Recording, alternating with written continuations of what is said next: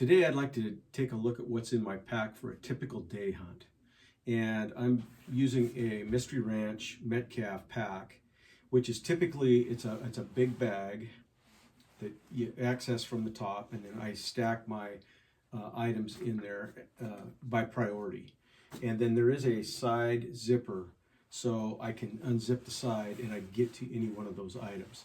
And so I try to pack my gear in bags or bricks, so to speak, so you can stack those and they're easily accessed. There's a lot of variables in deciding what to take for a day pack trip. And one of those is I might leave out my backpacking stove, for example.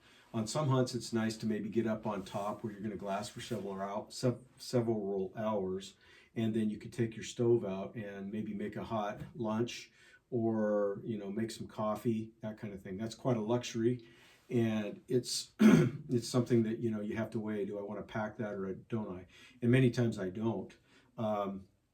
Another thing that is a variable is, am I taking a spotting scope and tripod and phone scope, for example? That weighs a lot, and that's a determination that you'd have to make. So there's lots of variables. Am I packing bear spray?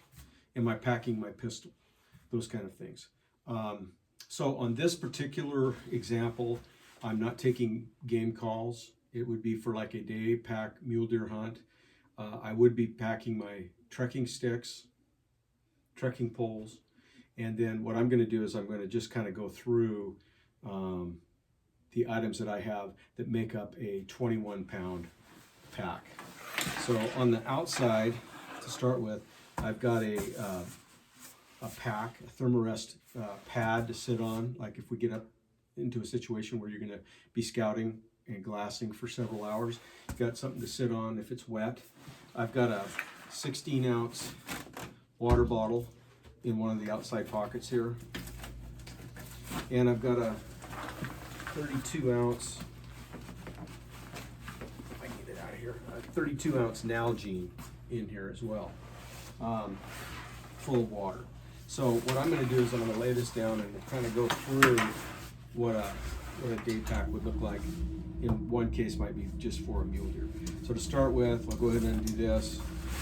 I've got a thermarest pad here that unfolds. Basically, it weighs very little, to nothing. Okay, in my lid here, I've got TP, easily accessed. I've got my media kit, which would include, like, for example, cords and a battery charger for my phone, since I typically use my cell phone for my camera.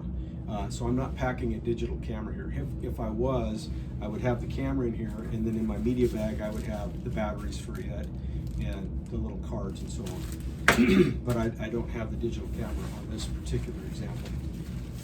My admit kit, we went through an example of what's in an admit kit.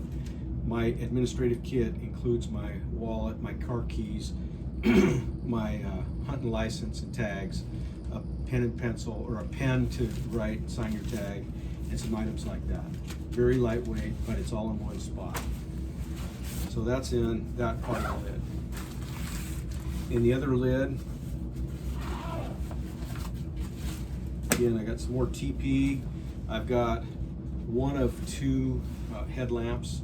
The other headlamp is in my kill kit as a backup. And so I've got a headlamp in case we're in the dark coming out. I've got wool military surplus gloves. They're lightweight, they're warm, but they're not my heavy First Light Alpine glove, which I'm not packing or including on this particular trip. I've got 10 extra shells for my 7mm, and of course this does weigh something, but I like to have the backups. And so that's my second lid. So let's get into the pack here, and we'll undo the straps here and get into the pack. I'm going to stand this up. Again, like I said, it's a big bag, and I can access it from a zipper on this side. I could dig in in from the zipper to get to it. For the sake of what we're doing here, I'm just going to go ahead and do this. So I've got my lunch. I've got my MSR Pocket Rocket Deluxe stove that I can boil water, I can make coffee. I've got a couple of garbage bags. I've got fire starter and my lunch and snacks roll. So that's on top. The next item pulling out here is I carry my puffy First Light puffy jacket. And I don't wear that hiking in because it gets too warm, but this is a puffy that if we get to a point where we're going to be glassing for an hour, 2 hours, 3 hours, half the day, as I cool off from the hike in, I can put this on and stay warm. I also have a stocking cap and extra socks. So that is the next layer in. This, by the way, this First Light puffy, there is a way to fold it all up so it just compacts into its own pocket. But I usually just put it in here like this. Okay, that's the second item. We'll go in and we'll pull out. Now this is something I might take or I might not take. This is one of those optional things. On this example, I'm taking it. It is my First Light Storm Tight rain jacket. So if I think we're going to get into some rain, I'm going to put this in. But if we're hunting in Wyoming in mid-October and it's going to be a nice day out, I would definitely not take the extra weight that this would cause, and I would end up being a much less, than 21 pounds. So that would be my next layer.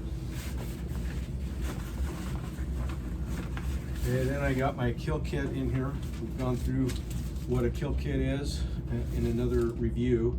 But that's my knives and all the things that would be necessary to take care of a harvested animal, so you could break it down and pack it out. I've got, next is my part of my kill kit, which is my game bags, and this is my lighter version. This is my mule deer antelope size game bags that I would take with us on that. Okay, this is my first aid kit at the bottom, but it's clearly marked. If somebody needs to get in there and find it, you dig down, go in from the side, and you can get right to that first aid kit. And again, this is really lightweight. I've got some ibuprofen, some meds. I've got a trauma kit in case the worst case scenario happened, but it's really fairly light. And that's everything that's in my day pack for this particular example of a hunt. As I said, if it was an elk hunt and I was going to be gone from daylight till dark, and we were going to be glassing and needing a spotting scope, my spotting scope would be on here, or somebody in our group would be packing a spotting scope. I would have game calls and so on. So there are some variables with this, but at a later date I'm going to go through and we'll do a review on the Mystery Ranch Metcalf pack, because it's got some great examples. There's a load shelf on here for packing out quarters, and it's a perfect scenario for the way we hunt and the way, if we get an animal, how we can pack those animals out. So that's our review for today.